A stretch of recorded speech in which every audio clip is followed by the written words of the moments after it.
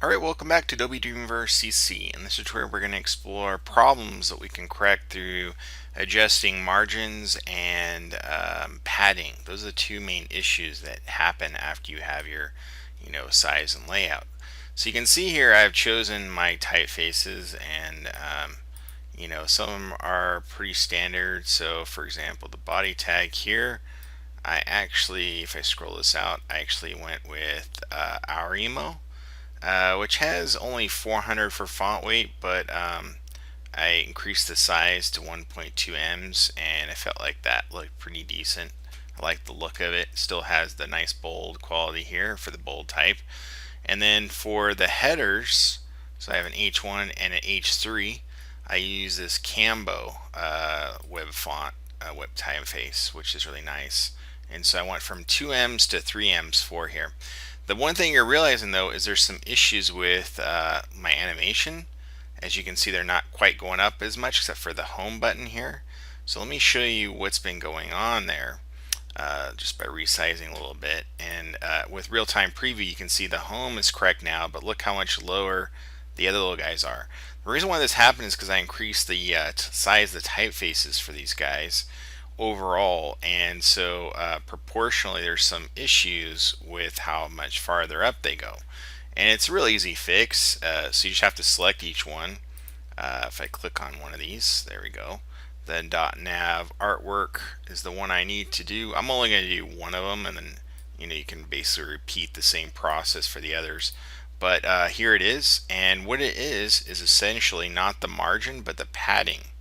So if I increase this amount here, adjust it, basically you can see how much farther up the bird goes now. So the problem is he's just too far down. So now I can just check it out and go, oh, there's the bird. So there's the home button, here's the bird, and pretty much that's how I adjust all these. Just repeat that same process, okay? So now what about the type here? So like the Art of James Kleckner is great, but it's too far down. Well, that can be fixed too. So if we scroll up here, it's the H1 tag, right? If I click on it, which is towards the bottom here. And if I show set, there's nothing in here that will help me. So I have to uncheck this, go to the layout, and what it is, it's not the padding to adjust, but in this instance, the margins. And instead of going the positive direction, which would bring it down further, we want to go in the negative direction to bring it up. And essentially that will fix the issue. So maybe negative I don't know, 45 or so. We can kind of play around with the settings here to kind of figure out what we want it to be. Let's see how negative 45 looks. That actually looks really good. It's sort of in line with the educator and artist here. Now we have the footer issue here again, which we'll correct here in a sec. The width is fine, but if the other issue that might happen is the width of objects. So the H1 tag here, if I scroll down, or actually let me expand it out, just easier to see this way. If we go to the width, it's set to auto, but what you can do is you can click in here and change it to percent, and then basically just drag this slider out, and then what will happen is it will eventually make it wider and wider, as you can see here in the real-time preview. So if I crank this up to like 152, you'll see how I have the Art of James Kleckner as almost, well, 2 lines now. So you can kind of play around with that setting to get something that you like. I actually didn't mind the auto, so I'm just going to trash that. And I think it looks fine, the Art of James Kleckner. I may want to center the type, and you can do that in the text field here. Click on text, and for text align, do center. That'll have a different kind of look altogether here, the Art of James Kleckner. So and then my little tagline there.